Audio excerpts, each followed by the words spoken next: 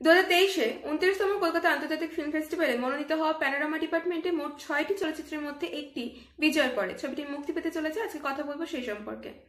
এই ছবিটি পরিচালনা করেছেন অভিজিৎ শ্রীদাস এবং পরিচালক এই ছবি পরিচালনার মাধ্যমে সিনেমা জগতে ডেবিউ করতে চলেছেন। ছবিটির মুখ্য চরিত্রে অভিনয় করতে দেখতে পাওয়া যাবে Swastika Mukherjee as Mrinmoyee, Mir Afsar Ali as Mizanur, Mamata Shankar as Alakananda, Dipankar De as Anand. Advertising filmmaker হিসেবে কাজ করার সূত্রে পরিচালক দৈনন্দিন জীবনে ঘটে থাকা বিভিন্ন ঘটনার গল্প যাদের শ্রোতা নেই তা এখানে তিনি দর্শকদের সামনে তুলে ধরবেন। দুর্গাপূজার প্রেক্ষাপট জুড়ে পারিবারিক পুনর্মিলন এবং পরিবারের বন্ধনে ঘটে যাওয়া একটি মৃত্যুর নিরিখে বেদনাদায়ক চলচ্চিত্র।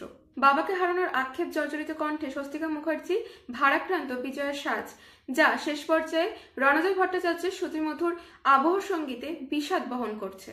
এই ছবির মূল বিষয়বস্তু হচ্ছে মৃন্ময় এবং মিজানুর বিয়ে করলে তার পরিবারের সাথে বিচ্ছেদ ঘটে। এই বিচ্ছেদের পর তারা দুর্গোৎসবে প্রথমবার তাদের পরিবারে আসছে পুনর্মিলনের উৎসবে। এর মাঝেই আনন্দ বিজয়ের দিন মারা যায়। এরপর ভ্রমের মধ্যে দিয়ে দিন কাটাতে থাকে অলকানন্দা অর্থাৎ মৃন্ময়ীর মা।